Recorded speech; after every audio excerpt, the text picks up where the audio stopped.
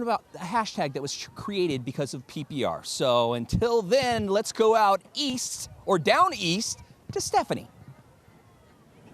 Thanks, Rick. We're out here at Steele Canyon High School. The Cougars hosting the Granite Hills Eagles in our El Cajon Ford East County Game of the Week.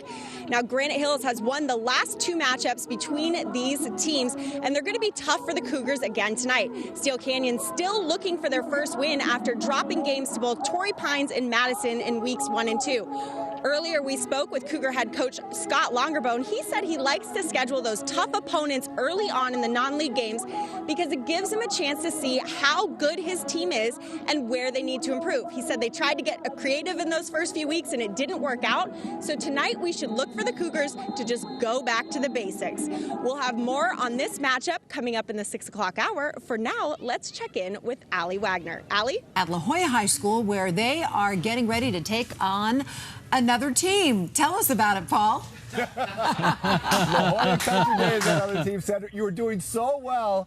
But, you know, all right, well, we'll talk more about that right now. This is the pre-PR brought to you by Bill Howes Family Companies. Why? Because they know how. And I know somebody who knows how. That's Stephanie Kelly out in the East County. The Rattler speaks now. Talk to us, Steph. Thanks, Paul. We're out here at Steele Canyon High School for the El Cajon Ford East County Game of the Week. The Cougars hosting the Granite Hills Eagles. Now, last year, both of these teams had sophomores starting at quarterback. We had Jacob Siegfried at Granite Hills and Thomas Fishburne at Steele Canyon. This year, the Cougars have stuck with Fish, while Granite Hills brought another sophomore, Chris Ostring, into the mix. Earlier today, we spoke with both head coaches to see what their plans were for tonight under center. He's just seeing the field better, and we're giving him a lot more freedom at the line of scrimmage, where last year he pretty much, whatever we called, he ran because he just didn't know. We didn't want him making adjustments. This year, if he sees something at the line of scrimmage and he wants to check out of what we've called, he's free reign to do it. So unfortunately, the sophomore Chris went out last week with a collarbone injury, so Jake's going to be the guy full time, which is fine. He was our guy pretty much all year last year as a sophomore, did a good job for us, so that's kind of what we're rolling with right now. And he's got a lot of leadership qualities and has the experience, so it's not a bad thing. He's definitely a lot faster, a lot stronger. You know, carries himself a little bit better. He's not that shy sophomore anymore. So all those leadership qualities are definitely, he's showing those for us this year. So it's been good. Coach Longerbone was trying to get you to commit to who was going to be your guy tonight. Did you play with him a little? Did you give him any inside info? Yeah, he was all confused because actually Chris wore a different number for our second week. He's like, how do you have, you're playing three guys, you know, who do you have? He's trying to pick my brain all week. I was trying to get some info out of him and say, who are you going to play? Because he's had like 5 quarterbacks take snaps this year. So I'm sitting there going, can you just give me a hint? Like, give me a little something to tell me who's going to actually get the ball tonight. So I don't know, we're just going to go out there and see what happens.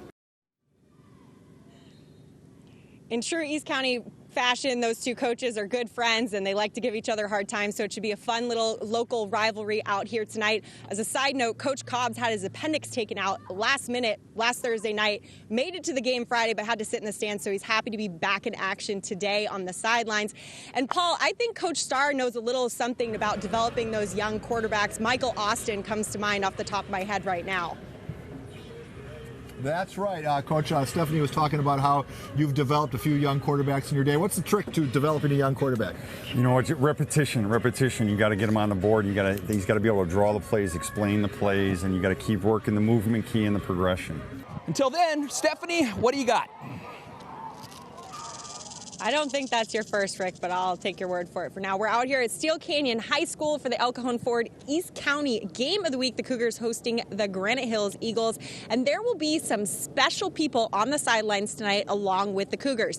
In tradition, the seniors on the Cougar football team all picked members of the faculty to wear their jerseys all day on campus and then on the sidelines at tonight's game.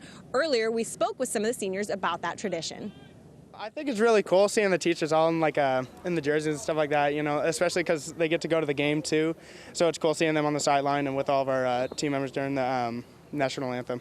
I chose my AVID teacher, Mr. Gilbert, mainly because he's helped me through my 4 years. He's helped me through the recruiting process. He's told me like little things here and there, also to help me get to a 4-year college. It's just a great way to show appreciation for all they've done for us and to show that we appreciate everything they do and that we just want to thank them for all they've done.